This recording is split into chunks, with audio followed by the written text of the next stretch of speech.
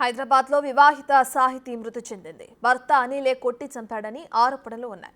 భార్య అక్కతో అనిల్కు వివాహితర సంబంధం ఉన్నట్లు తెలుస్తుంది. అయితే భర్త మాత్రం తన భార్య సాహితీ గుండెపోటుతో చనిపోయిందని అనిల్ అంటున్నాడు. దీనిపై మరింత సమాచారాన్ని మా ప్రతినిధి భాస్కర్ అందిస్తారు. చెల్లిని భయపెడుతూ తన అక్కకు తను ఆశించి ఆ అక్కను భయపెడుతూ చెల్లిని కూడా మానసికంగా వేధింపులు గురి చేసిన ఘటన అయితే ఉంది. అసలు వింటుంటేనే విస్తుపోయే ఘటన నెలకొంది. ఇప్పుడు తన యొక్క అక్క అంటే మృతురాలు యొక్క అక్కతో మాట్లాడుద్దాం. ఒకసారి మనం మాట్లాడుద్దాం. అమ్మ అసలు ఏం జరిగింది తల్లి, అసలు ఏంది అసలు ఈ మృతికి గల కారణం ఏందమ్మా? ఈ చెల్లి మృతి చెందింది, నిజం చంపింది అంటున్నారు, ఏంది ఇదంతా? అది మాత్రం నిజం. దాంతో మంచిగా ఉండకపోతే చంపేస్తానని అనేటోడు, నన్ను ఏదో ఒక చికాకు చేసేటోడండి. మా ఇద్దరు జీవితాలతో ఆడుకున్నాడండి. తెలియదండి ఆ టైంకి మనకి. నాకు అట్లా అనిపించింది, మరి ఏమన్నా చేసిండో ఏమో.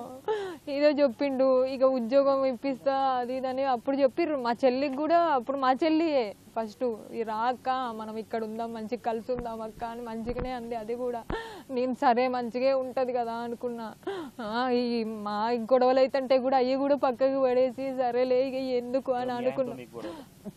అయిపోయింది, వాడిని వదిలేసేయి, వాడెందుకు నీకు అది ఇదని మాట్లాడింది. నా చెల్లి నాకు సపోర్టివ్గానే మాట్లాడిందండి, నాకు మంచిగా ఉందండి. కానీ వీడి బెదిరింపుల వల్లే అండి. ఇప్పుడు మరి ఈమె చనిపోవడం గల కారణం దెబ్బలు కొట్టడం అని చెప్పి అనుకుంటున్నారు. ఆ రోజు మీకు విషయం తెలిసిందా? తెలియదండి. మీరు ఉంటారు? నేను మా అమ్మోళ్ళ దగ్గర ఉంటున్నా. వచ్చి హైదరాబాద్ నేను ఉండలేదు. మిమ్మల్ని బెదిరించిన సందర్భంలో మరి మీ పెద్దలు చెప్పారా? చెప్పినాం కానీ వాళ్ళని కూడా బెదిరించేటోడండి. కొట్టాడండి, చాలా సార్లు కొట్టాడు. అటు దాన్ని నన్ను అంటే కొంచెం ఏదన్నా భయపెట్టిస్తే కేసు పెడితే ఎందుకు ఉద్యోగాలు పోతాయి కదా, అందరం ఇదైతాం కదా అన్న భయానికి కేసు పెట్టొద్దని అనుకొని ఆగినామండి. మేము కేసు పెడతామని చెప్పినాం. మొత్తానికైతే మరలా ఈ సాహితీ వాళ్ళ బ్రదర్ కూడా ఉన్నారు, మనం మాట్లాడుద్దాం. ఎందుకంటే తను కూడా దానికి ఈ యొక్క ఘటనకు సంబంధించి పలుమార్లు పెద్దలతో కావచ్చు, వాళ్ళ కుటుంబీకులతో కూడా పంచాయతీ పెట్టుకున్న సందర్భాలు ఉన్నాయి. ఏం జరిగింది? మీ అక్కకు సంబంధించి అసలు చిన్న పిల్లలు ఉన్నారు, వాళ్ళ పరిస్థితి ఏంది? చెల్లండి, చిన్న పిల్లలు ఇద్దరు, ఒక పాప ఒక బాబు. ఇద్దరు పిల్లలు మామ అంటే ఎవరో కూడా గుర్తుపట్టకుండా చేశాడు. ఎంతో అన్యూన్యంగా ఇదే ఇంట్లో ఇక్కడే ప్రతి పండగకి అందరం కలిసి ఆడుకుంటూ సంతోషంగా గడిపేటోళ్ళం. ఇవాళ ఇంటికి ఇట్లా వస్తుందని అస్సలు అనుకోలేదు.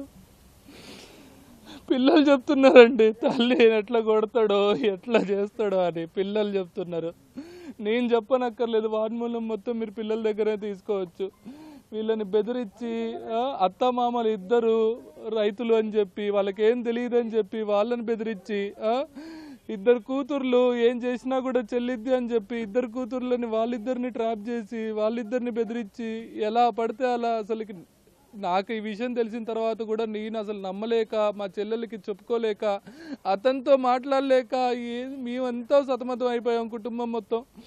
ఇలా జరిగిద్దని ముందే ఎక్స్పెక్ట్ చేశాను. నేను 3 సంవత్సరాల క్రితమే అనుకున్నా వాడితో వద్దమ్మా, వచ్చే అమ్మా, నువ్వు వచ్చేస్తే అన్నీ మారుతాయమ్మా, ఆయన మారుతాడు, ఎందుకంటే పెళ్ళం లేదు, పిల్లలు లేరు, నేను ఒక్కనే ఇట్లా అయిపోతున్నా అని మారుతాడేమో అని అది కూడా ట్రై చేస్తే మొగుడి మీద ఉన్న ప్రేమ, పిల్లల మీద ఉన్న ప్రేమ, అలాగే పిల్లలు ఏమైపోతారు, నా భర్త లేకపోతే నేనేమైపోతా అన్న భయము, ఇవన్నిటిని తోడు చేసుకొని గొడవలకు సంబంధించి అనేక మార్లు గొడవ పెట్టుకోవడం, తర్వాత వాళ్ళ అక్కని ఆశించడం, వాళ్ళ అక్క మూలంగానే ఈ యొక్క ఘటన జరిగిందా? అంటే ఆ చెడు ఆలోచన వల్ల ఇదంతా జరిగింది అనుకోవచ్చా?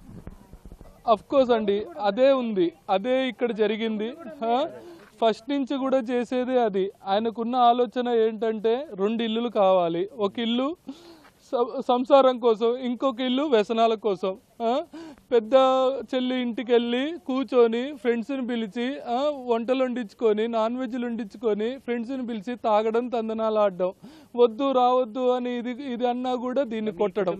ఎవరు కూడా ఆ ఇంటికి అంటే బంధువులుగా ఆ ఇంటికి హైదరాబాద్ పోయిన దాఖలాలు లేవా? అసలు ఎందుకు అంత దూరం ఉండాల్సి వస్తుంది? మేము వెళ్ళామండి. ఎవరంటే మా తల్లిదండ్రులు వీళ్ళు కూడా వెళ్ళారు, వెళ్ళి నచ్చజెప్పారు. పంచాయతీ ఖమ్మంలో పెట్టాము, ఖమ్మంలో మల్టిపుల్ టైమ్స్, 1-2 సార్లు కాదు, మల్టిపుల్ టైమ్స్ అండి. వాళ్ళ తల్లిదండ్రులను పిలిచాము, వాళ్ళతో కూడా మనం మాట్లాడించాము. వాళ్ళ తల్లిగారు అయితే ఇప్పుడు కూడా చెప్తుంది, అయ్యో తప్పు జరిగిపోయింది, అయ్యో తప్పు జరిగిపోయింది, నా కొడుకు ఏం చేసిండో నాకు తెలియదు.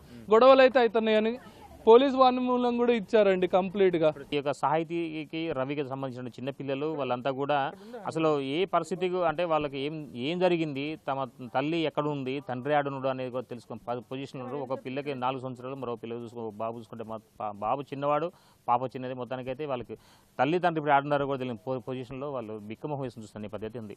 కానీ ఆ ఇద్దరు పిల్లలను చూసిన తర్వాత వచ్చిన బంధువులు కావచ్చు అందరూ కూడా గుండె దొరికిపోయేలా ఏడుస్తున్న ఘటన ఈ ఖమ్మం నగరంలో చోటు చేసుకుంది. ఇది కొంత తాజా పరిస్థితి. సంపత్తో భాస్కర్, బిగ్ టీవీ, ఖమ్మం.